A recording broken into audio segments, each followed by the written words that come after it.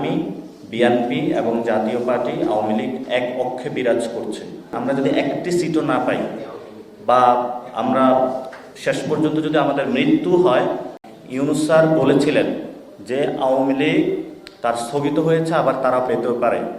Yunus sir কেন, বাংলাদেশে যেই কোনো প্রভাবশালী শাসক হোক না কেন, যদি এই ধরনের চিন্তা ভাবনা যদি তারা করে থাকে, তাহলে তাদের আবারই পতন আসন্ন। এটা জনতার সংগ্রামের মধ্য দিয়ে ইউনূস স্যার যদি ওইখানে বসে স্বৈরাচারী হয়ে ওঠার চেষ্টা করুন, তাহলে ইউনূস স্যারেরও পতন আসন্ন। কারণ বাংলাদেশে আওয়ামী লীগ এবং জাতীয় পার্টির প্রশ্নে বাংলাদেশে কোনো আপোষ করা হবে না। এই দুইটা দলকে বাহিরে রেখেই আগামী সংসদ নির্বাচন অনুষ্ঠিত হতে হবে। আওয়ামী লীগ নিষিদ্ধ না, আওয়ামী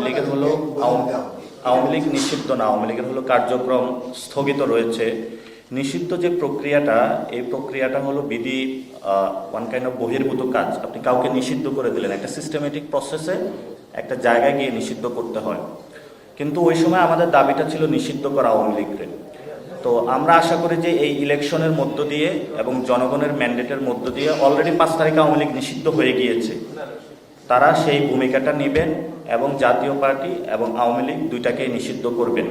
কিন্তু 1972 সালে যেভাবে জামায়াত ইসলামকে নিষিদ্ধ করা হয়েছিল, ওই প্রক্রিয়াতে আমরা যেতে বাধ্য নই, কারণ এবং ওই প্রক্রিয়ার সাথে আমরা সহমত নই। আমরা মনে করি যে আওয়ামী লীগের বিচার হতে হবে, বিচারিক কোর্টে সিদ্ধান্ত দিবে সে কি নিষিদ্ধ নাকি নিষিদ্ধ না। কিন্তু আমাদের কাছে অলরেডি জাতিসংঘের যে রিপোর্টটা এসেছে, সেই রিপোর্ট অনুযায়ী যথেষ্ট যুক্তি এমন প্রমাণ রয়েছে আওয়ামী লীগ এবং জাতীয় পার্টিকে নিষিদ্ধ করার জন্য সরকারের ব্যাপক হারে প্রমাণ রয়েছে, সে জায়গা থেকে তারা নিষিদ্ধ করতে পারে।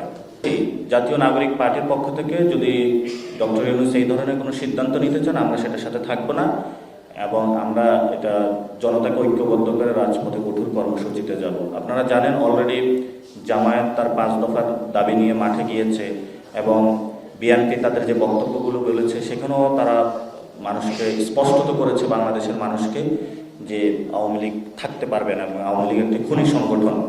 কিন্তু ইতিমধ্যেই বিএনপির অনেক নেতৃবৃন্দ ভারতের পক্ষে কথা বলছেন, ফলত এটাতে একটা অস্পষ্টতা তৈরি হয়েছে। আমরা আমাদের নাগরিক পার্টির পক্ষ থেকে মনে করি আর্মি, বিএনপি এবং জাতীয় পার্টি আওয়ামী লীগ এক পক্ষে বিরাজ করছে। সেই জায়গা থেকে আমরা আমাদের কাজ করে যাচ্ছি। বিএনপি যেহেতু জনগণ রয়েছে, 15 বছর নির্যাতিত হয়েছে, জাতীয়তাবাদী একটি শক্তি, তাদেরকে বাংলাদেশের পক্ষ শক্তি হিসেবে নিয়ে আসার জন্য এবং আমাদের দেশপ্রেমিক যারা বাহিনী রয়েছেন, তাদেরকেও বাংলাদেশের পক্ষে, এই যারা সিনিয়র কর্মকর্তা রয়েছেন, যারা বাহিনীকে অন্য খাতে নিয়ে যাওয়ার জন্য প্রচেষ্টা চালাচ্ছেন, সৈনিকদের পক্ষে বাংলাদেশের পক্ষে নিয়ে আসার জন্য আমরা প্রচেষ্টা চালাচ্ছি।